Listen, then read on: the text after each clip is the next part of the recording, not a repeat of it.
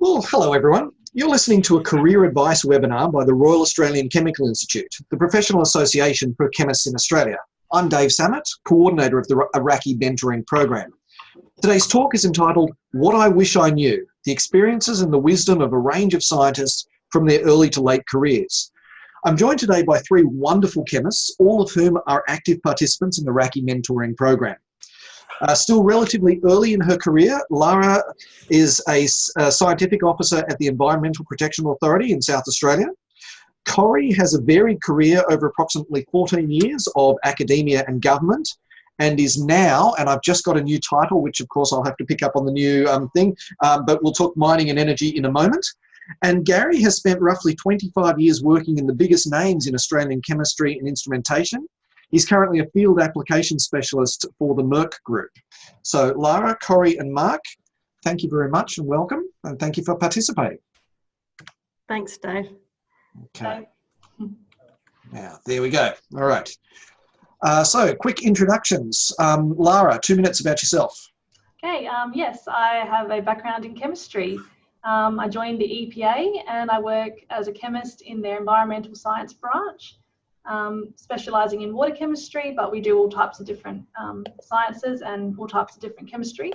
This was my first job in my chosen career since graduating from a PhD in soil chemistry. So I've been at the EPA for nearly 4.5 years now, and I would say a big part of my job is providing chemistry advice on a range of polluting activities, as well as providing guidance and advice around the water quality policy, which is a key piece of our legislation under the Environment Protection Act.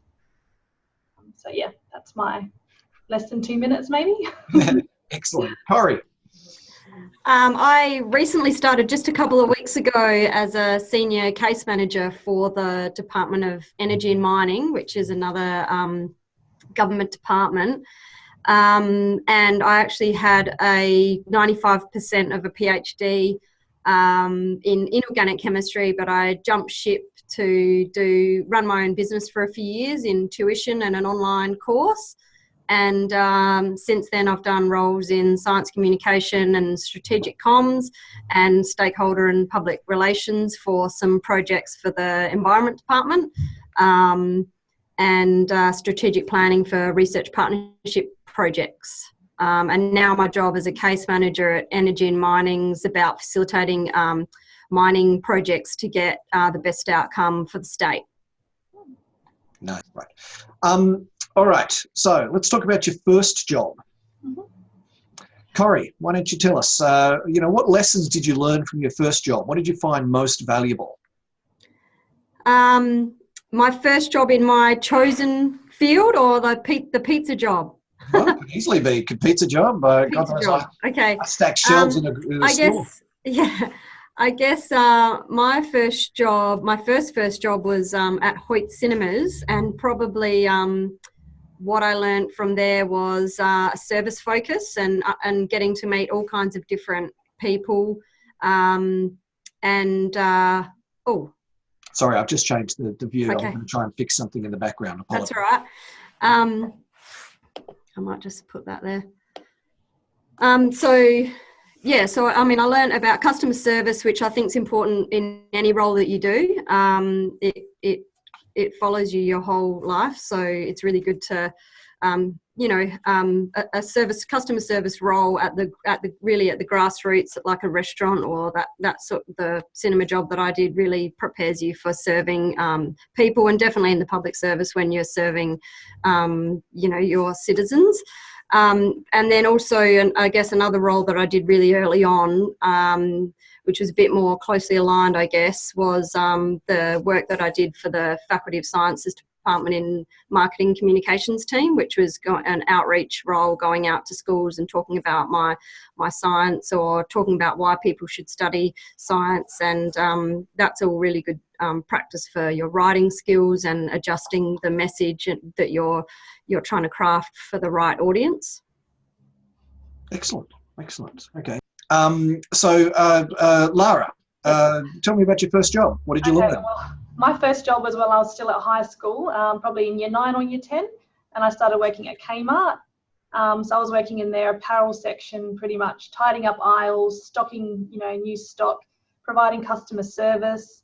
So I just saw this first job, it was a chance to enter a professional workplace, wear a uniform, report to a manager, develop some people skills outside of your high school, environment, and demonstrate at least that you take pride in some of the work that you're doing, no matter what level you're at. So yeah, I just took it as an opportunity to be a professional, be in a professional workplace. You're absolutely right. And interestingly, I mean, I would actually say the other thing that I learned, I started working on the building site with my Southern European father when I was 13 years old. I was working 60 hours a week on a building site when I was 13. And I think the thing that I possibly most valuably learned was that even though I always aspired to a professional career, I learned about respecting everybody, regardless of their role. And I think that has made me a lot better throughout my career.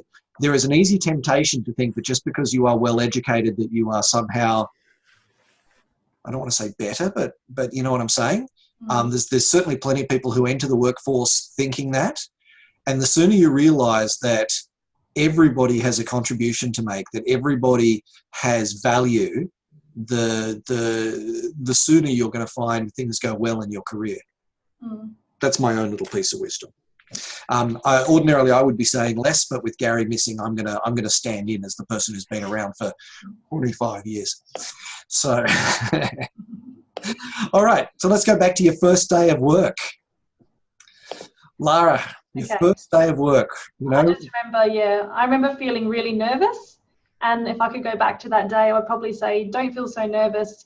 Just put less pressure on yourself and just give it a go and listen, and you'll find your way over the next couple of weeks. I think you'll settle in eventually. So absolutely. What about yourself, Corrie?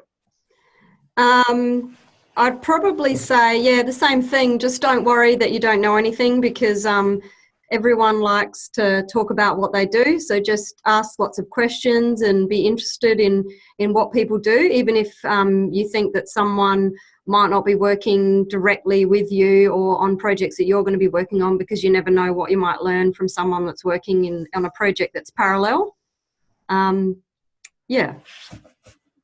And take lots of notes and realise that you're not going to absorb it all in the first day, but if you can immerse yourself in as many opportunities to learn as possible, then you'll eventually get up to speed and be able to apply it in your work.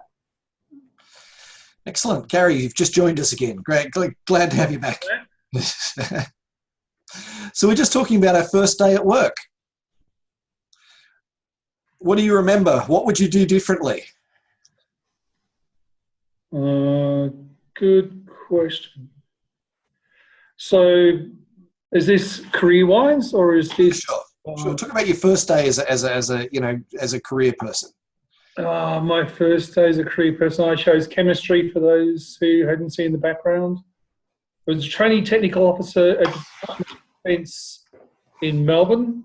Explosives and Ordnance, that was my title. Cool. The first day, they put me on a bike, ride around the site to see all the bombed out buildings, to see what mistakes you can make. That was my very first day. Nice. In terms of what I learnt from that, what not to do in chemistry, how dangerous chemistry can be, certainly.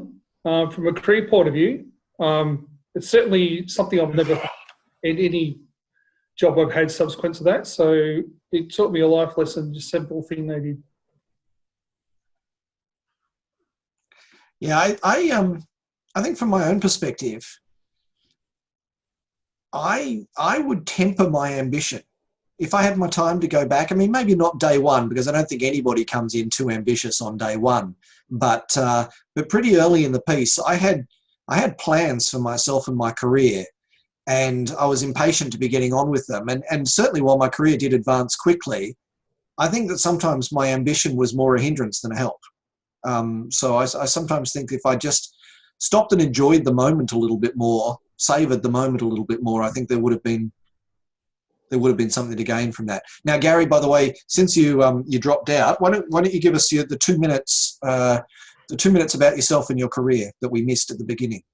Okay, so current role is with Merck, which is a corporation. We also do a lot of life science products. Application specialist is a mixture of marketing, technical support, in-field customer support, and a bit of sales as well. So my product areas are analytical sciences, heavy consumables for chromatography and instrumentation, and chemistry. So product lines I look after from a technical point of view, something like 90,000. So just a couple. And you're expert in what, the first 10,000 of those? Yeah, okay. Not a term I like to use, expert, actually. So prior to that, I've done lots of things. I've worked in research in universities. I did the postdoc route for a few years overseas. I worked in startup companies, biotech and chemistry coatings companies as startups. Worked for myself as a contractor for 4 years. Did lots of things like organising network events and doing exhibitions and trade shows. And I've been in this sort of role for 6 years now. Excellent. Excellent. Now, I will actually say one of the reasons that I asked the particular presenters tonight is because what we have in the experience is a mixture of government, academia and industry. And I think that it's important to get all three perspectives, because among our listeners, there's going to be people who are going to want to pursue any one of those three avenues, or indeed maybe all of them over the course of their careers. I will also note that at the bottom of your screen there is a Q&A function, so if you do have questions as we go through that you'd like us to answer, then by all means throw them up and we'll have a go. But to kick on, right, so your first job in the workplace. So looking back at your career, and looking at your career so far, as the case may be, Lara, what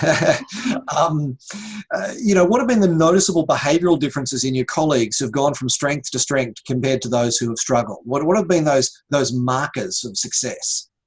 The main thing I've noticed in my colleagues is that they're not afraid to put their hand up and take on a new opportunity. So they're not afraid to say, I'm going to lead this project, even if they're not, necessarily in those roles that require team, to be a team leader or a supervisor or a manager. They've been able to demonstrate their leadership skills through other ways. And that is, showing initiative, showing interest, and putting your hand up to lead a project when you might not have necessarily been asked to in the first instance. And I just think that gives you a lot more exposure to different things that are going on around an organisation. It allows you to connect with other areas of an organisation, so increase your network internally, and show people, that what you're capable of and what skills you've got when you might not necessarily have a chance to show them off in your day-to-day duties. So that's been that was my main thing for that one, and that's something I try to do as well. And I'm definitely seeing it pay off, I think. Absolutely. Regular listeners would know that I have an entire rant that I go on about the power of the word yes. So I completely agree. Have a yes if approach in our organisation too. So Corrie, what about yourself? For me, coming from a PhD environment, which is highly specialised and technical and knowledge based, it's a niche. And often with a specific task or service. I think in order to transition from to higher levels or management, you need to be able to move across that continuum from the technical subject matter expert to the strategic generalist. So you have to be able to see how your work or a technical process fits in with a broader objective or a broader scope, and you have to be able to take into account lots of other influences, the social, political and economic influences which come into play on top of your particular expertise. And the people that can make that transition effectively can move upwards. Those that can't or don't want to will invariably stay in technical roles, which is fine if that's what they want to do. Everyone's different. But if you are looking to broaden or move up in an organisation, those strategic skills are without a doubt required.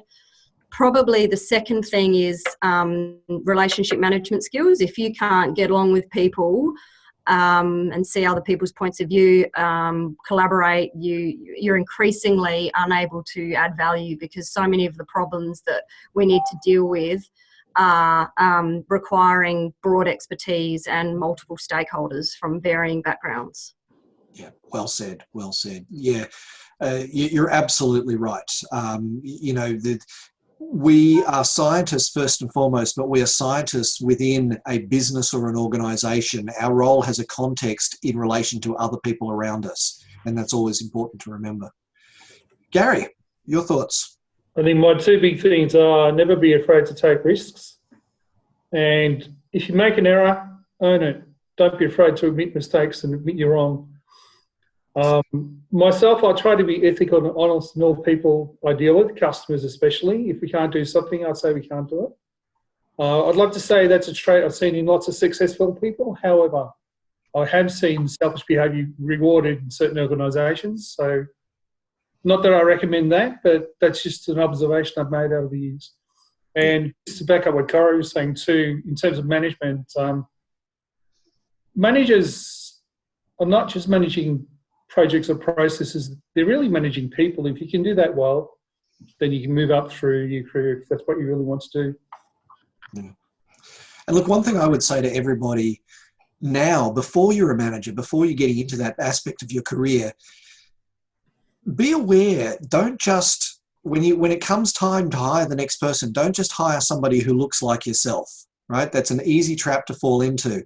There is a vast array of capability out there that people overlook, and if you are wise enough to look for where the strengths can be, you can make your organisation that much stronger. Okay, now, all right. Oh, this is a fun one. Did you ever witness something or hear of an incident that either made or broke someone's career? And I notice I've misspelled either, but that's just a typo. It's not because I'm stupid. Corey, do you want to start? I mean, I think generally it would be people that really burn their bridges when it comes to personal relationships. They let their emotion get in the way of being professional at work, and you really need to understand everyone's going to have different opinions on things, but you can't let it become personal, and people that let it become personal really damage the ability to just make decisions and function professionally with other people.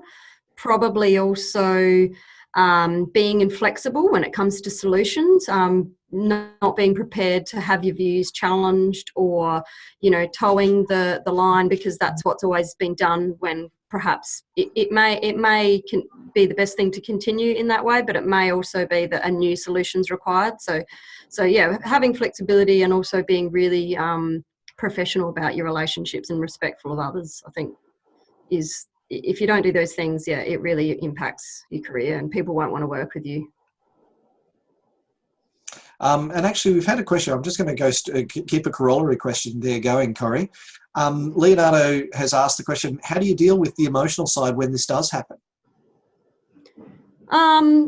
Personally, I think you need to look for the long-term objective or the long-term goal, as opposed to the in-the-moment response. If you can go, okay, I really disagree with this, or that, or someone's being attacking or personal towards you, biting back or getting in an argument or having a personal argument is not going to solve the bigger objective. It's just going to, you know, it might feel good in the moment, but it's not going to solve that. So I think you just need to take a step back and help other people around you to go, okay, well, we're all here to achieve an outcome here. Everyone's got different views on how to get there, but let's work through it and focus on that long-term objective. Yeah. It's also worth remembering, sometimes people have crap going on in their lives. You know, so someone can have a bad day, it doesn't make them a bad person. Yeah, exactly. Yeah, I think, you know, reserving your judgment and having a bit of empathy and knowing that it's actually not about you a lot of the time when people lash out or are angry or whatever, or display bad behaviour. It's something that may be really awful going on in their life or whatever, but it's rarely a personal insult on yourself. Yeah. Now, Lara, you've only, but hopefully you haven't been in the world long enough to see someone blow up their career, but you got a story to tell? Yeah, there was someone that blew up their career, and Wow. it's to do with accessing inappropriate material on their work computer. Oh, goodness. So it's a big no-no. You have to really maintain a professional and lawful presence at work, because it can come back to bite you severely. And it can go on for years unnoticed, but eventually, you know, these people do get caught out, and it doesn't look good, especially to their colleagues, you know, that have been working with them. So that was something I saw blow up, which wasn't pleasant, but yeah. What about you, Gary? I think one mantra I've lived my life by is don't burn bridges. So always try to maintain the relationships where you can and be professional.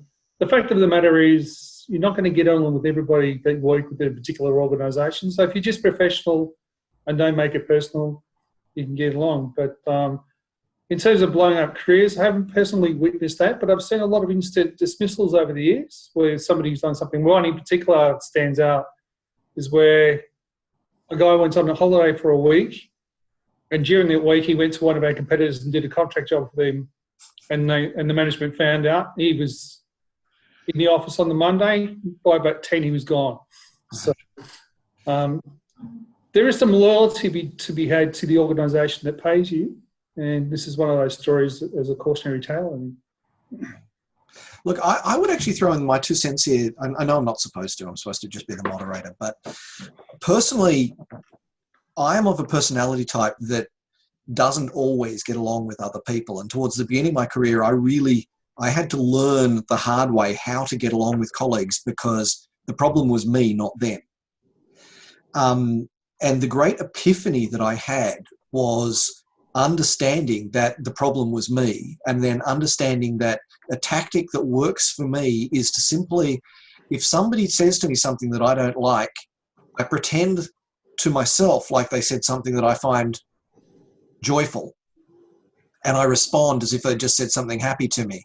And within a short order of time, you find that those people are talking to you exactly as you imagined, because you're always happy. It actually genuinely works, even though that's not necessarily my default position. If what do you got to fake it till you make it? Is that a way of saying it?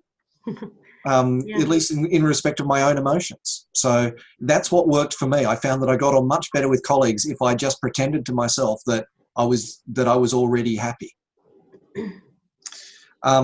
So if that works for anyone out there, welcome you to it.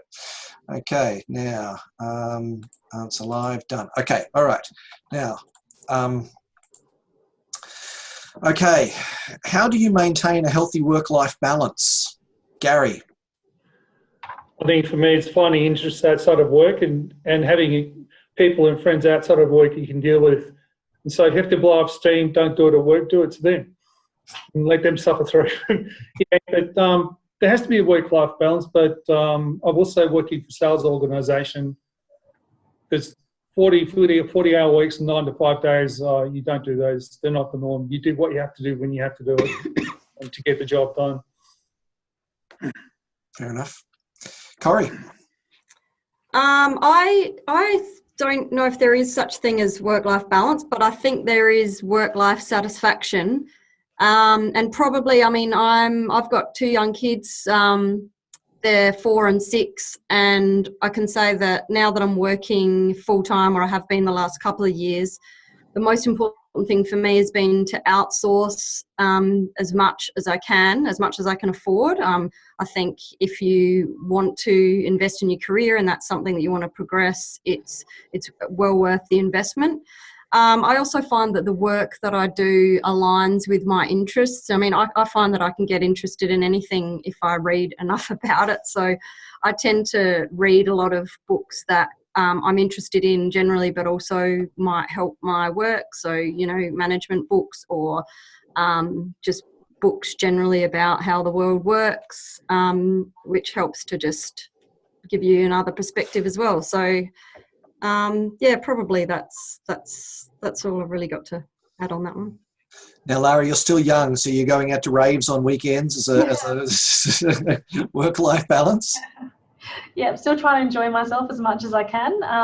But we have the benefit, I guess, in government of flexi time. So I try and maximise those benefits so that I can fit in my exercise during the week. It also allows you to organise your workload, to some extent, so that you can fit in personal appointments or medical appointments when you need to. And putting forward ideas to our Wellness and Wellbeing Committee at work.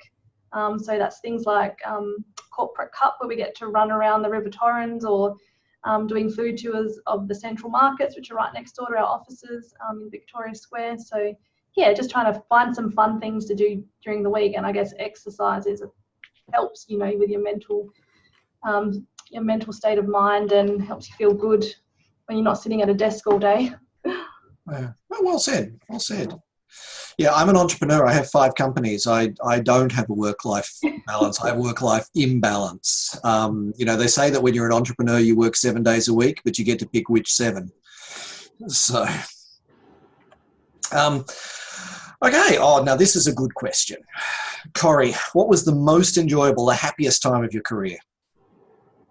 I think whenever I've been working on complex problems with a broad range of people, where I'm meeting new people, learning about new projects that are benefiting the state, I definitely think there's something nice about working for the public service when you know that your ultimate goal is to improve the lives of South Australians. And probably a couple of projects I've really enjoyed working on were the Windara Reef, which is a shellfish reef that's being built off the coast of Ardrossan, and that one includes so many partners. So we've got Adelaide University doing research on shellfish growth rates and the best time to seed the reef, and then we've got the Yorke Peninsula Council, we've got the Nature Conservancy, which is a global NGO, which I met with them regularly about their role in that, and then obviously other government departments. So that was in my previous role, which I've just left a couple of weeks ago. That was a great project, and also working on the arid recovery NGO. That's a fenced reserve which is looking at ways to preserve native species in the arid land. So that's up near Roxby Downs, near the BHP Olympic Dam expansion up there. So that was a really great project to work on as well. Cool. Lara? Yep. Something that's made me happy recently in my current role has been to set up a group of early career professionals within the EPA. So bringing together a small group of people within my own organisation, and trying to encourage them to take on some of the principles that we've been talking about throughout the RACI mentorship program. So that's just made me feel good, I guess. It's been nice to give back, I guess, to some of the newer graduates that we've had starting within our organisation. But I guess as a whole, I enjoy my job because of the elements of environmental protection and management, and that ties in with my core beliefs about looking after our planet and minimising pollution to the extent that we can. So I guess I get happiness out of the subject of my career, and receiving positive feedback, I think, internally from my colleagues and external customers that we have, just so that I know that the work I'm doing is important and that it's being well received as well. That makes me happy. So Nice. Gary, you're always smiling. Yeah, what I'm about to say will please Dave to no end. The best time I had in the company was when I moved from Melbourne to Brisbane to work in a startup company. I was employee number 8. We had $5 million to revolutionise how peptides were made by solid phase organic synthesis. Over time, that morphed into improving protein-antibody interactions in ELISA assays and things like that.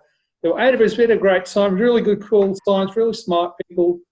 It was just an enjoyable work environment because the whole mantra is we want to come to work, want to enjoy ourselves, and we did. And that worked really well. We had about 27 people at one point, and then we come in one day and we cut down to 5 because we ran out of money. So up until that point, it was really cool. And the company's still going today, actually. So it started in 2000. It's called Antio Technologies now. So Excellent. Look, I think the great thing is We spend way too many hours at work not to love what we do, and you've just got to find a way to love what it is that you do. You know, and interestingly, Andrea has asked us the question, how do you motivate yourself through a stepping stone job or to work on a project that's not something you're directly interested in? Who wants to throw their hand up for that one? Well, while you think about that, somebody can throw their hand up. But I mean, I would say, look, every job has its parts that we don't enjoy, but the way that I do it is I just take pride in doing whatever I'm doing really well. But yeah, somebody else want to jump in? I think for me, it might be, I guess that aligning yourself with that broader vision. So how is your role, although it might be a small part of a bigger project, how is your role delivering and contributing to a broader objective that serves a bigger purpose? Another thing I think practically you could do is, I mean, I do this anyway, even when I enjoy my job, but do things like what I'm doing now, which is volunteering, engaging with side projects. You know, if you're a science-based person, that might be getting involved with, you know, science in the pub events or whatever it is that's kind of parallel to your work that can provide you with some sort of motivation or stepping stone kind of onto the next thing, and you can build your skills and networks at the same time. Very well said, Corey. Look, ultimately, somebody who says it's a stepping stone job basically says, I'm not being fulfilled by this job. And if you're not being fulfilled, one of two things is happening. Either it's not occupying all your time, in which case you can take on extra things, just as Corey has said, or it is taking all your time, but it's not occupying all of your capabilities, in which case think about ways that you can bring your capabilities to I mean, at very least to doing it well, but what you can do to add on to that job to make it better. Does anyone disagree with that? Okay.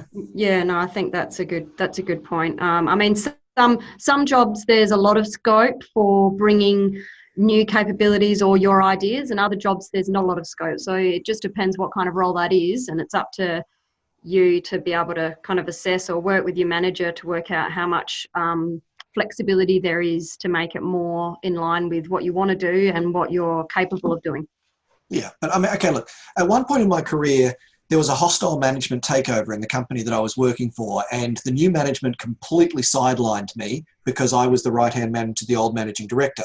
So I had 9 months where I had basically no duties to do.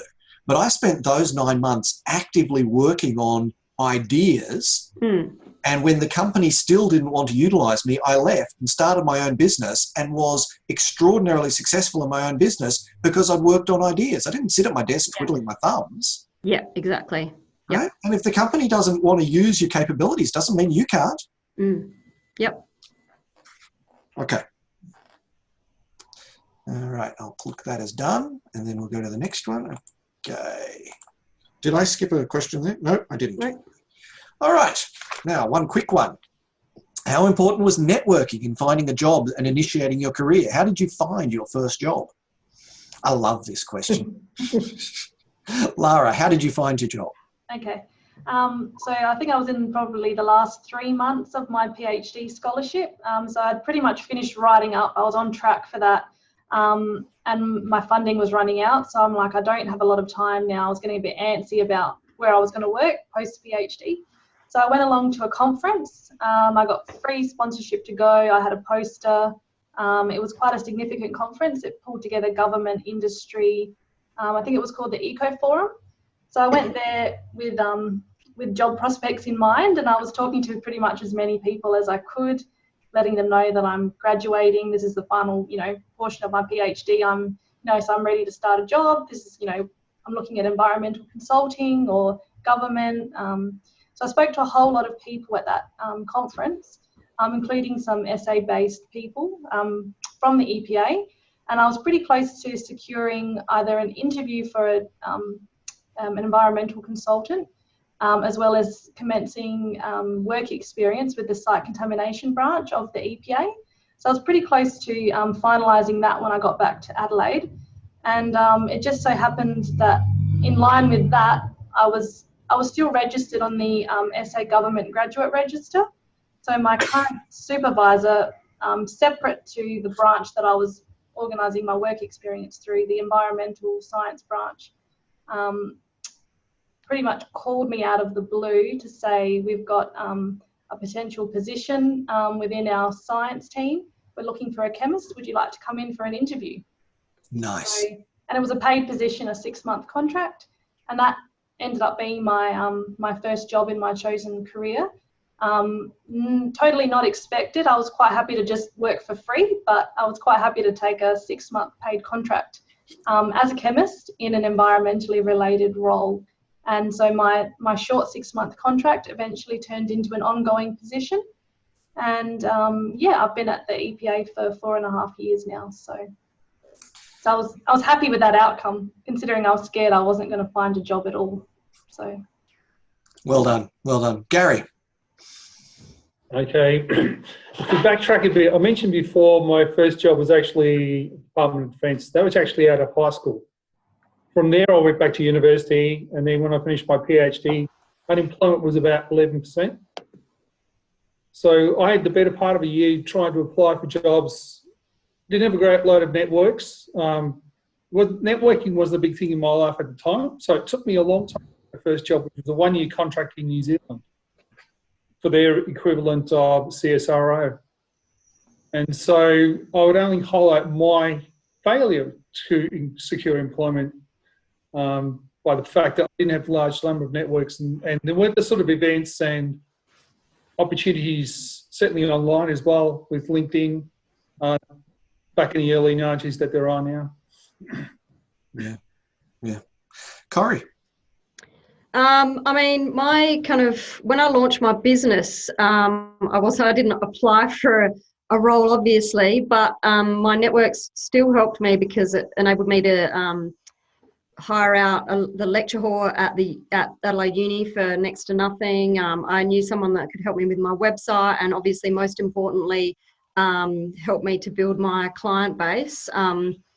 But probably my jobs that I had subsequent to that at Adelaide University in the Environment Institute, I got that role really because of who I knew, and the director of that institute was the executive dean of the Faculty of Sciences, and he knew me through two main things. One, because of the work I'd done with outreach in the Faculty of Sciences throughout my PhD, and two, because he knew me because I'd been a finalist in the South Australian Young Achiever Awards. So he actually personally had to go through and judge those awards. So he knew that I'd applied, he knew my background through that. So that's another way to network, is to put yourself out there for awards and get people knowing kind of what your skills are and what your what your skills are and what value you add. Oh, very nicely said. And what a perfect spread of experience there. Look, there is no doubt that even rudimentary networking will absolutely help any candidate who is going to look for work. I mean, Gary, networking even today is central to your career, isn't it? Definitely. Well, I'll just make this observation. The scientific industry in Australia and New Zealand is quite small, and you run into a lot of different people over time that you will then meet at different companies, and they've moved on. And the same with customers, people move around. So you build up your networks, and as they move into different roles, you have inroads to different areas as well. And other opportunities open up through these sorts of contacts that you have. Yeah. And I mean, between Corey and Gary, the point is very well made that it's not just about finding a job, but it's all about all of the other ways that you can grow your business, grow your career, grow whatever through the people you know, and that trust network of people that you know that you can contact to give good advice, to get access to things, all of these things that can be of significant benefit. Okay, so then, pardon me. Lara, in what ways have you expanded your network and connections, particularly given that this is early in your career? How have you been doing that? Well, I also came from an academic background. I used to networking at science, more scientifically based conferences and seminars. So in joining a regulatory agency such as the EPA, I've kind of expanded my network into other industries. So one industry in particular is the waste management industry, so recycling, sustainability. I've joined a young professionals committee within the waste management, recycling and something. It's a national network. Can't remember the full acronym now. WAMA they're called. So that's really opened up my network into a whole nother industry that I wasn't ever a part of before. And my little in-way into that committee was purely through the regulation of landfills and the pollution that they cause to groundwater and other environmental compartments. So I kind of got an in through landfill, the groundwater chemistry around landfills, and that just opened up a whole new world to me about recycling and sustainability and waste management, which I'm finding really interesting. And a way to pursue that career path would be through this committee and building new contacts and a new network. Very well done. Is it any wonder, people, why we've asked Lara to be a mentor in the program? She's doing great. So, Corey, what about yourself? How do you build your network? I think for me, it's about volunteering your expertise when you can, like this kind of forum, attending events and talks, even when they're not directly related to your work, but, parallel or slightly outside is always good.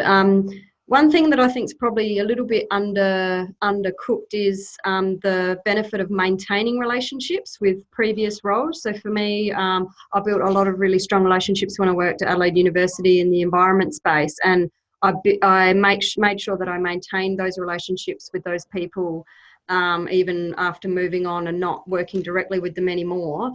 And the way that I do that is through Twitter and LinkedIn.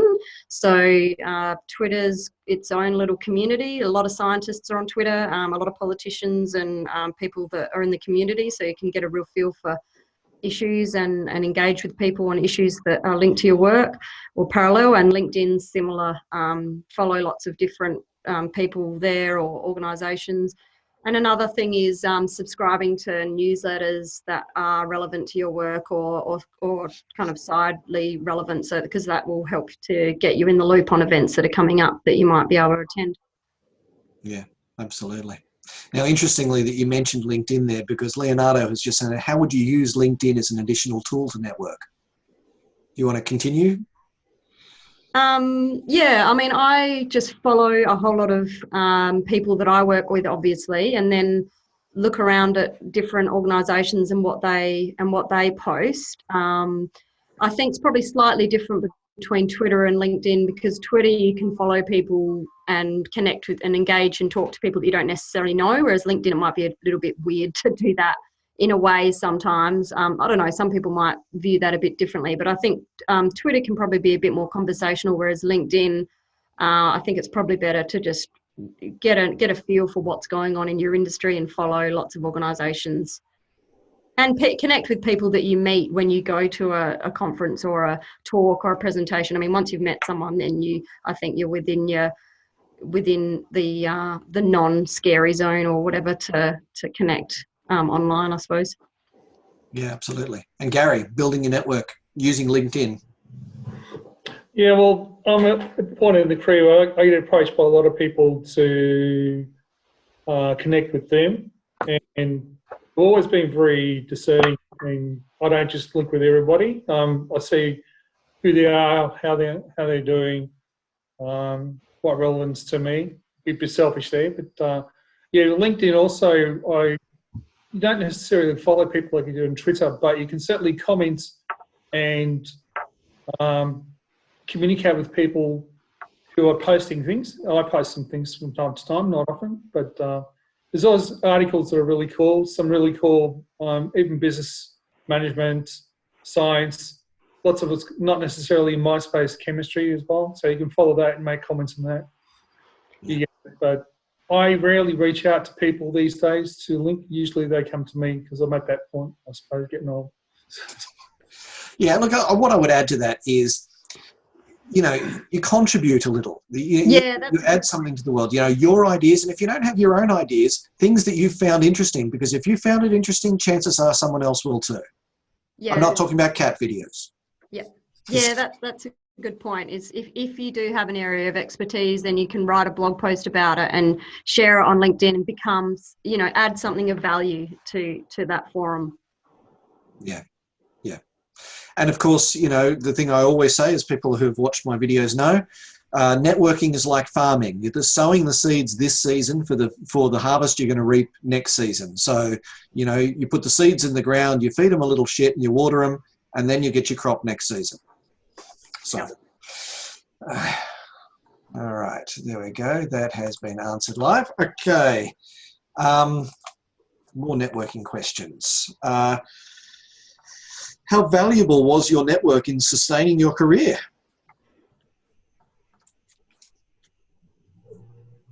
Gary, do you want to throw in? I mean, I would imagine that you haven't applied for a job in years, that any job that you found has simply come up, you've heard about through your network. Would that be a decent guess? Not necessarily. Okay. No, it's a bit funny certainly hear about opportunities through your networks that you otherwise won't hear. You keep hearing about this hidden job market.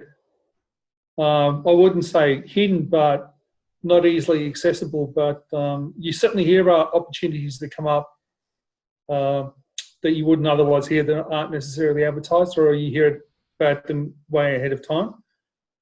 I would like to be able to say I've been approached a lot and been offered roles. That's not the way it's been. All the jobs I've had, I've applied for and gotten. But certainly as a general rule, helping maintain the networks, because I meet so many people doing hundreds of customer visits a year. You get how it's helped my career. I think from my point of view, with meeting so many people and following those people as they move around through industry all overseas, and then when they come back and work with other companies, I can utilise that relationship and the knowledge I know about those people and help me with my current roles. Absolutely. I mean, you're in sales. The fact that you know these people already means that the door is open to you when you want to go and approach them. It certainly makes it easier to go and visit them once they've moved to a different organisation, for example. Absolutely. Instances at Merck where, because Merck took over Sigma Aldrich and I was Sigma Aldrich, when Merck people couldn't get a foot in the door, and I've managed to open doors just through the relationships I've had. Yeah, absolutely. What about you, Lara? Yeah, I would say that my background network, so my connections with academia, have helped sustain, future work that I can have at the EPA. So the acknowledgement of our research collaborations with, across the organisation, different people have collaborated with different university partners on a whole range of different projects. My networks and my background in academia is helping facilitate that work going into the future. So it's given me roles that I wouldn't have otherwise had in helping the EPA bring together all those projects to a centralised point. So I would say that, maintaining the academic network that I've had previously is useful in my career looking forward now, I think. So I'm happy that I've maintained that. Yeah. That's very well said. I mean, certainly in my early career, my favourite academics were a big part of my network. Mm. And, not just because not just because I liked them personally, but they actually helped my career as well. Yeah. Corrie, now you've been an entrepreneur, so you've already talked about how much your network helped in that, but how else? Well, I actually got my job at the Department of Environment, which is the job I worked in for 2 years before my job that I'm in now. I worked with someone on organising a science conference, which was a collaboration between Adelaide University and the Department of Environment.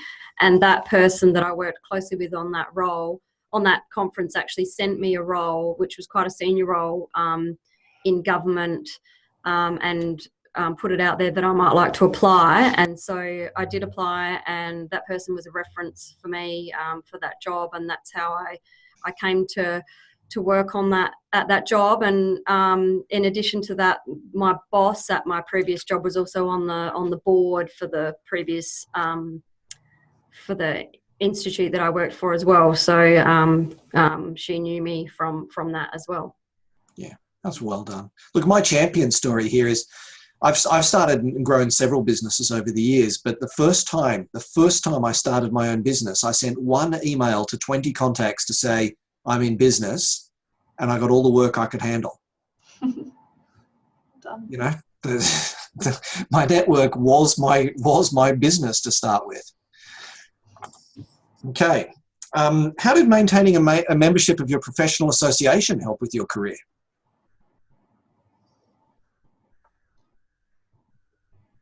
Now, I'm seeing a few wobbled heads there.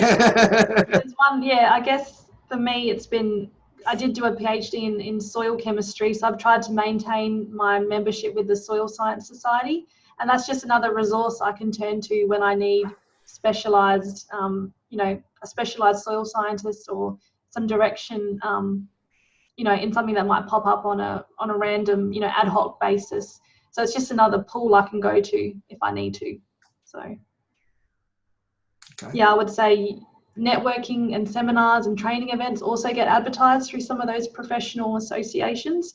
So if you maintain your contact, then you get access to more training that you might not otherwise have known about. So sure. Now, Gary, I don't think you're a member of RACI, are you? I am. Oh, you are? Okay, great. Well, I wasn't for a long time. I was, during my student days, early career researcher, I was heavily involved in the RACI. And while I was overseas, we had a bit of a falling out over money. And so I put that on hiatus for about 15 years and rejoined in the last few years again and became more active. But I will say it's a very different organisation to the one I left many years ago, which is more a positive thing to be saying now. Oh, yeah, absolutely. Look, I will freely say my professional association, being RACI, did precisely zero for my early career, but that was my fault. I didn't understand how to utilise RACI for my benefit, or any professional association for my benefit. What I didn't understand was I thought that the organisation was just going to help me, and I didn't understand that I had to be involved. They couldn't help me if they didn't know me. Seems an obvious point, but nonetheless, it was one that it took me a while to understand. But Corrie, how did professional association help with your career? Yeah, I'm probably the same. I don't think I was connected to RACI mostly because I guess my career moved away from being a chemist specialist, but now obviously I want to come back into it because I think I've got some value to give back in terms of what people call the alt-ac careers now, which is even if you do have a PhD, you can still go on to do lots of different career paths that may not really use hardly any of your technical expertise, but they definitely use a myriad of skills that you would have learned during your PhD. But probably professional associations that I've linked up with a lot of women in STEM organisations, and through those events and talks and meetups, like the Women in STEM program at Adelaide Uni, I've volunteered for on numerous occasions. I've been able to, go to lots of women in leadership presentations, or, go to seminars and learn new skills that I might actually apply in my career. So it's definitely useful. Now, we've actually been asked, how do you maintain your network? That's a really interesting question. For me, it's in terms of the scientists that I worked with at Adelaide Uni, a lot of it I maintain through Twitter. So just keeping in touch with what people are doing and touching base. It will happen organically. What you put in is what you get out of it. So just last week I was invited to drinks from someone that I haven't worked directly with for 2 years now. And, we weren't close when we worked together, but we definitely, caught up for coffee every now and then. But I got an invitation to go to her drinks just because I've kept in contact with her after the last 2 years, which I have no doubt that if I hadn't put a little bit of effort in here or there, or invited her to things that I was having, that probably wouldn't have happened. Yeah. I would say, if you are in the early stages of your career, it's good to actually take an active role in some of those professional memberships. So actually join a committee and do what you can to participate and go along to all the events so that you get to know the people. And once you've formed a bit of a social connection too, it's a lot easier to maintain your professional network, because you actually know some of these people on a personal level too, and it becomes enjoyable to network. Yeah, I mean, it's like anything. You put a little effort in and you get something back. And once you put the effort into growing your networking tree and it's got roots, then it'll stand up on its own. Gary, thoughts? Yeah, so for social media, I'm really only on LinkedIn. So when a milestone comes up, I'll touch base with somebody, even if I've not communicated with them for quite a while. For people I've known personally over the years, I try to stay in touch. Just a simple text message saying we're going to be in town on certain dates, and see if they can catch up for a quick coffee or lunch or something like that. Yeah. Actually, LinkedIn, the notifications are really useful. Just somebody's having a work anniversary and it's one click to say congrats, just a way of reminding them that you exist. Yeah. And as you build up your network, you get so many people linking with you, it's hard to keep contact. So the milestone thing is really good. Yeah. Okay. Well, okay, let's keep moving. Okay. Actually, I'm going to ask these two questions together. Who in your career has made an impression on you, both good and bad, and obviously without naming names? How did they make that impression? How did they inspire you? Gary, I'm going to start with you here. You keep going. Well, I'm going to say something you may or may not like. When I was working in startup companies, there've been 3, and then I worked for myself. I was a huge, huge fan of Richard Branson. I loved his attitude to the way he started. I love the way he ran companies. I especially loved the fact that they celebrated failure and people weren't punished for failure, which is a big thing. You have to take risks working the entrepreneurship industry, as you well know. And so you don't punish for failure. You've got to try new things. If they don't work, they don't work. But when I started at Sigma Aldridge, the guy I reported to there, he made a huge impression on me into how he approached work, into how he approached leadership, and into how we work together as a team. And when I've been in situations where I'm leading teams, I sort of look at that as an example now. When I speak to other people he's been in charge of, they say he's the best boss they ever had. So, and he's still with the company. So, absolutely. Well said. Corey? Probably someone that I've worked with previously that I've really respected is someone that had a lot of perseverance and resilience, and just even though the problems, which they invariably are, kind of the more senior you go in government, they just become really complex, and with multiple stakeholder needs needing to be at least partway met. And it's a real minefield, and it can become overwhelming because these are wicked problems that we're talking about. They've got no defined solution. But I think people that have inspired me are people that have been able to just maintain their stamina and resilience through huge amounts of change and just keep going every day to push towards a higher objective. I think probably someone else who's really helped me as a bit of a mentor is someone who is really generous with their praise. They point out when they see value, and they've definitely done that for me. They've identified value in me that I wouldn't have probably identified myself, and that's really helped with me to be able to position my skills and attributes for future career moves and that sort of thing. Excellent. Lara, tell me an inspiring story.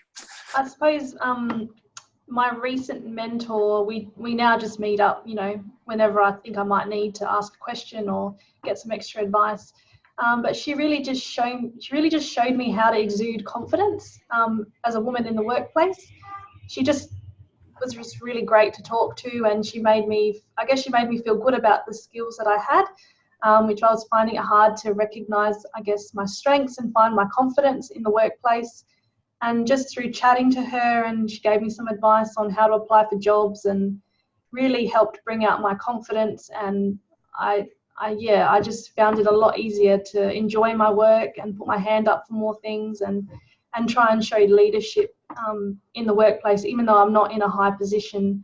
at work. She just really helped me find some confidence, and that was really just through having a chat, and I found her quite inspirational through her own story too. So that would be my example.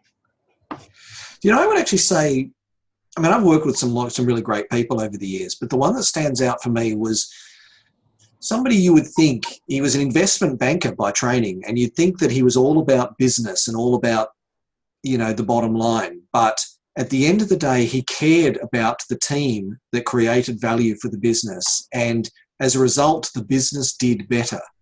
We had, as example, one of our employees came to us. I was his right-hand man, and he came, and in management, he came to us and he said, she came to us and said, "I'm really worried about my 16-year-old daughter. We're coming up to summer school holidays. She's going to be at home alone, and I'm worried that she's, gonna go down some bad paths."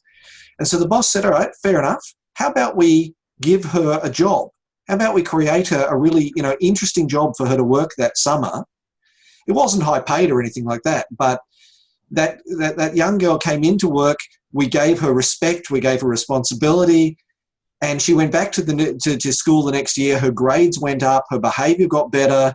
We helped through a difficult patch in a family's relationship as a business. And we did that because we cared about our employees. And I think that's a really good lesson for anybody who's going to be a manager. Now, interesting, somebody's asked, is there such thing as a bad connection, someone with whom an association may give you a bad reputation? Gary, do you want to leap in on that one? Sorry, can you repeat the question, please? Is there such thing as a bad connection? Is there someone with whom your association may give you a bad reputation? May their bad reputation rub off on you? Possibly. That's why I'm quite discerning when I look at connections. So I just don't connect with everybody. I inundate, especially through Southeast Asia, I ignore most of them. I would imagine so. Personally, I have not experienced it. Unfortunately, I have. I used to work for a guy who he believed that in any business deal, the other side had to lose. It didn't matter if you ended up with a lose-lose as long as the other side had a lose.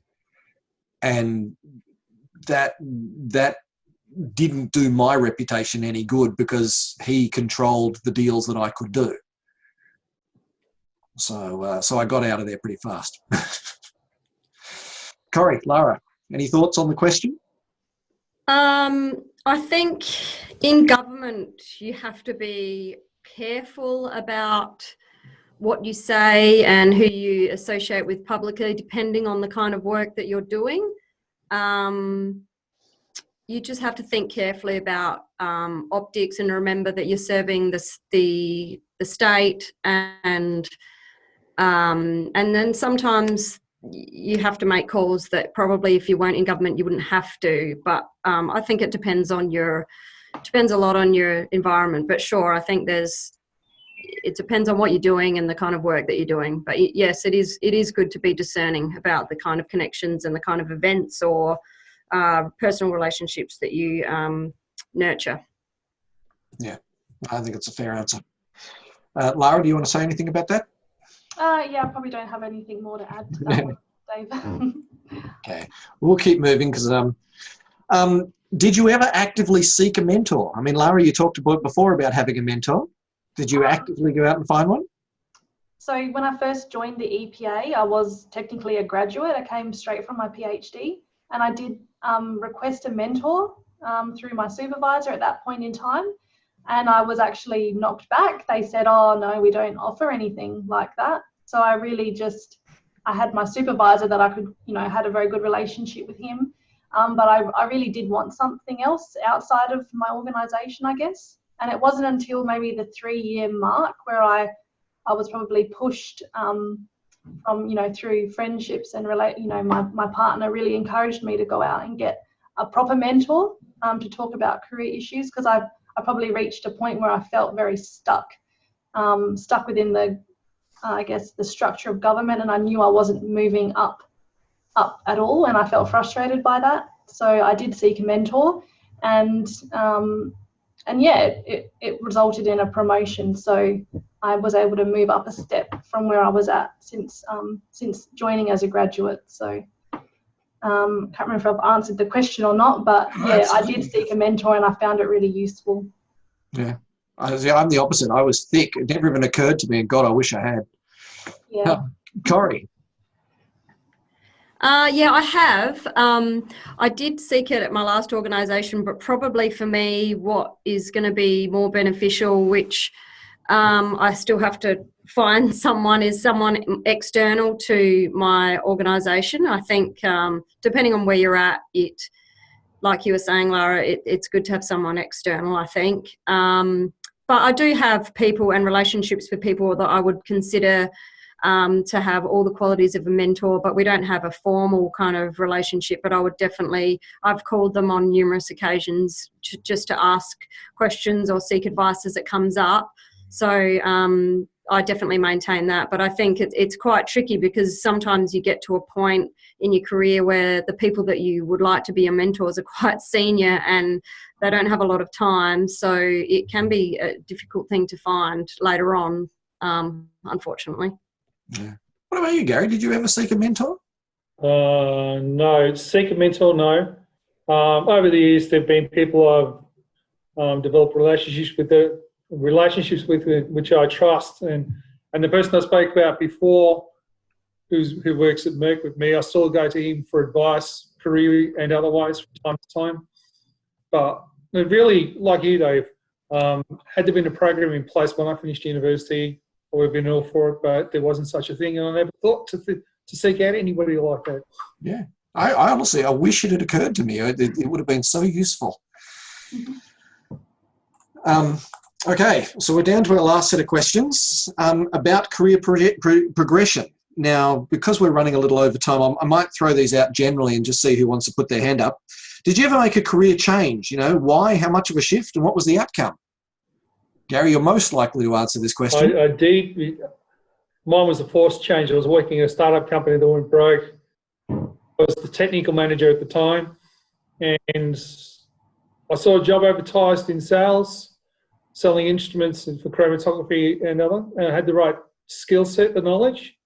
Didn't have the skill set, sorry, I had the knowledge. And I applied and I got the role. And so that was my first job in sales. No training. It was, here's the orientation, here's a product lines, go and sell.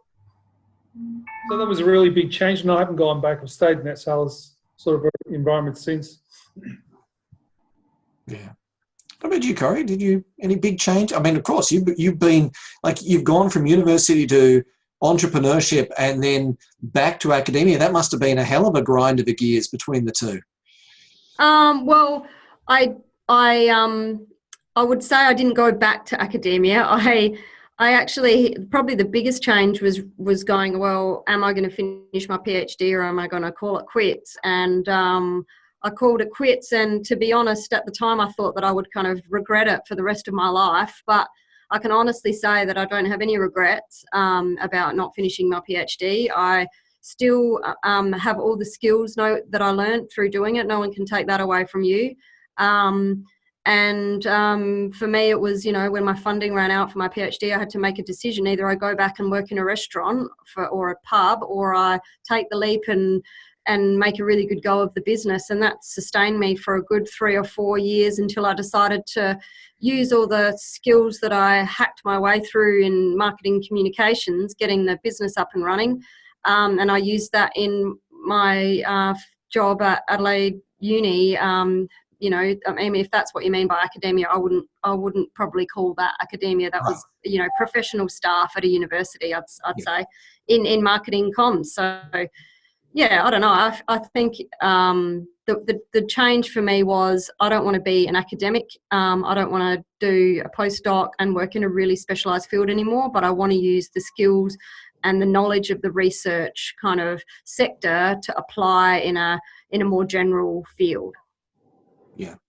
So I'm probably the most change out of any of us, because I was a lab chemist, I was a manager, I was a recruitment consultant, I was a commodities consultant, and now I'm an entrepreneur. Like I was a corporate spokesweasel, so I've had a lot of different hats over the years. In fact, hang on a sec, do I have a business card? No, I don't have a business card, but my business logo is literally a bunch of hats. So 6 thinking hats. Yeah. Okay. Now, Roberto has asked a question, but I'm going to come to that afterwards, Roberto, so please be patient with me. Did you ever take a career break, and what did you learn? Gary, I'm going to ask you on that one. Depends how you define career break. I did work for myself as a contractor for 4 years, and I was doing science-related activities, but I wasn't really doing any science, and it was more networking events, organising. I think we wrote a summary of the nanotechnology in Australia for the Australian government. So it was a lot of little activities linked together, but not really any true science behind it. And then I went back to working for a large corporation again after that, which I still am. Well, I did have a genuine career. I took more than a year off out of my career. I travelled 50,000 kilometres on road, wrote 3 books, had a brilliant time, and then came back and got a real job. So, now, here's the classic question. What is your opinion of becoming specialist in one narrow field compared to somewhat experience in a wide range of areas? Corey. Just before we go on to that, I just want to say that I had taken 2 career breaks, 10 months each, for having kids while I was having my kids. And I tell you what, when I came back, I was more efficient and driven, definitely, than before I left. So I don't think it can be discounted. More men should do it. More dads should do it. There's my plug. Anyway, what's your opinion of becoming specialised in narrow versus generalist? I think it really depends on your personality and the way you want to work. Some people prefer to be specialists and can stay as a specialist their whole career, and others want to contribute in a more general way. But if you want to contribute generally, I think you need to really foster your strategic skills and learn the kind of ecosystem in how your specialised skills fit into a broader objective. So what's happening in your local area in terms of all the sector influences in your state. Well said, Corey. And I apologise for overlooking, of course. There is no greater thing than starting a family, and you're absolutely right. More men should take the break. And I will say, as an employer, there is nobody more efficient that I could hire than a working parent. Yeah, and I mean, the reason I brought it up is because I have had numerous young women ask me with trepidation, how do you balance it? How I'm worried about having kids, and so I think it needs to be talked about and normalised as a real part of all young people, not just women, but all young people's career, because it's often at the start of their career when they are doing that sort of break, taking that sort of break. Look, I absolutely agree, Corey. And to all of the young men listening, you need to remember that parenthood is not just a woman's issue. And you need to be an active part in making sure that your female colleagues are encouraged, supported all the way through their careers. Your business and your life will be better for it. Remember, if you're not part of the solution, you're part of the precipitate. So, I'm very strongly in agreement with you there, Corey. Okay, specialist versus broad. Lara. Yeah, I'm observing in my organisation that we're being pushed to know more about different diverse areas. So we're working cross, multidisciplinary areas. So it's not just chemistry anymore, but we're crossing into those associated sciences around, biology, ecology, hydrogeology. We're being not forced, but we're being encouraged to be able to upskill in other areas so that we can answer complex environmental issues. So it's not just about being a specialist anymore in a very narrow field. I don't know how far that will ultimately get you, depending on your chosen career path. So, interesting perspective. And Gary, what are your thoughts? I think it depends on whether you want a career in research, which in Australia generally means academia, or whether you want to work in industry. So even if you're doing research now on a particular area of chemistry, 5-10 years from now, that'll be very different in the way that's viewed, and there'll be a lot more collaboration with the areas outside of chemistry. So you're forced to learn even if you're a specialist in one area. companies in particular are looking to multi-skilled people because they don't want a loss of knowledge if somebody leaves an organisation. They want to be able to cover that loss while they're trying to replace the employee. And so there's a benefit there, but even so, like I'm considered in my area quite specialised. However, given my background, I'm not just the person who knows stuff about chemistry. Yeah, well said, Gary. Yeah. Look, I think gone are the days when you have solitary scientists in their white ivory tower, cackling madly and plotting the downfall of mankind. These days, whole teams of scientists cram into the ivory towers together and collaborate. And I think that, it's very difficult to find any branch of scientists where you can afford to be a pure specialist anymore. Yeah. Okay, now Roberto has asked the question, what websites or place do you find useful to get a first employment? Does anyone want to have a go at that, or shall I? So, to get what, sorry? To get your first employment, to get your first job. I mean, I would say your first job, you don't want to be competing, right? You don't want to go for an advertised position where you and 100 other people are all competing for one position. What you want to do is go out and find those positions that aren't being advertised, where it's you and maybe one other person going for that job, and that's the one you go for to get your job, right? And that's where your networks come in. But I'll shut up and see what everybody else has to say on that. I guess I got my first job through a government graduate register. So it was purely registering your interest and your qualifications and your details, and then they contact you. So if something pops up, you've automatically applied for a job. So I'm not sure whether these similar thing exists interstate, but it might be something worth looking into. Yeah. I don't think there's any one place you can go to. Okay, now, so we had one more question. By the way, we're coming to the end of the thing, so if anyone wants to ask questions at the moment, now's the time. Okay, Leonardo has asked, how do you make the decision to take a break if you're at the start of your career, as example, having kids? When do you think is the best time? Corey? There's no best time. There's no best time. There's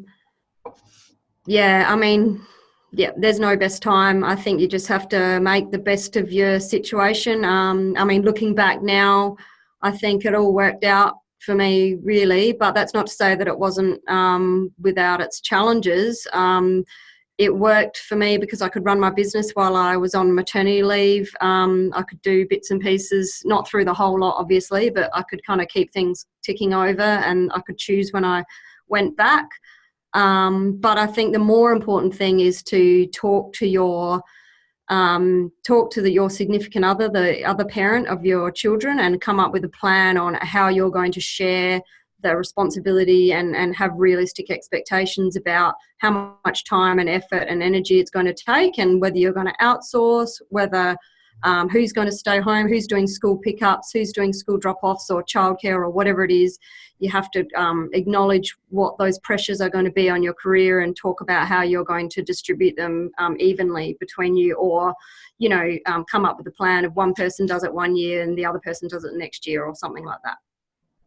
Yeah, well said, Corey. I think we'll consider that question answered. Adam in South Australia has asked the question, how do you enter the government sector without connections already in government roles?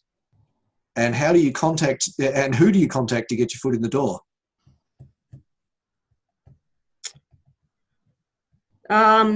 Lara's talked about the graduate register, which I think is a great way. It is tricky because there's a lot of positions that lots of people in government want people that are already in government, but I think it's still the same as all the other, what we've talked about already previously around all of your networks. I don't think that it's impossible, and I think your networks is how it works. I mean, that's how it worked for me. So yeah, that's really, yeah. Tell me this, Corey. In theory, government is supposed to not work on already knowing people, right? I mean, you have panels. The whole point is you're supposed to pick the best candidate, not the one that everybody already knows. Yeah, but I don't think it works like that in any hiring process, really. I mean, yes, it can do. And I mean, for my job that I'm in now, I applied and I didn't know anyone. I already worked in government, which is kind of like knowing someone, but I didn't know anyone in my current department, or I didn't know my boss or anything like that. So yeah, I'm not saying that there's not fair processes, but obviously, if people know a bit about you personally, you can't say that it's not going to sway someone's opinion or view of you, I suppose. So I think that's a two-pronged approach: is the networking and the typical advertised or graduate programs. And I mean, you can also offer yourself up for work experience or an internship. Sometimes, these are possibilities too. It just depends on the staff in an organisation if they have the capacity to bring in a work experience or an internship role. Yeah. And provide a project for someone to work on. I actually would also say NGOs would be good for that as well, because a lot of, especially in the Department of Environment, we had a lot of Trees for Life and, the Nature Conservancy and a whole lot of NGOs that worked closely with government people. So if you could do volunteer work for NGOs which are working close with government, you could make some connections that way as well. Well said. Good idea. Okay. The classic question. Are our chances of employment in Australia diminishing? What's the job market like in Australia? Gary, do you want to have a shot at that? For science, I would say it's not too bad, actually, because I'm seeing something I've not seen in a long time. I'm seeing job ads specifically for graduates, and I'm seeing the word cadetship come up from time to time, which I had not seen in decades. So to see those sorts of ads in things like Seed, I think shows it must be pretty healthy. The type of jobs you're likely to get, though, is the question: what are you going to?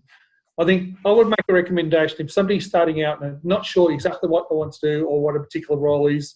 Have a look at jobs on Seek or whatever job board. Look at the selection criteria. Look at what they're looking for.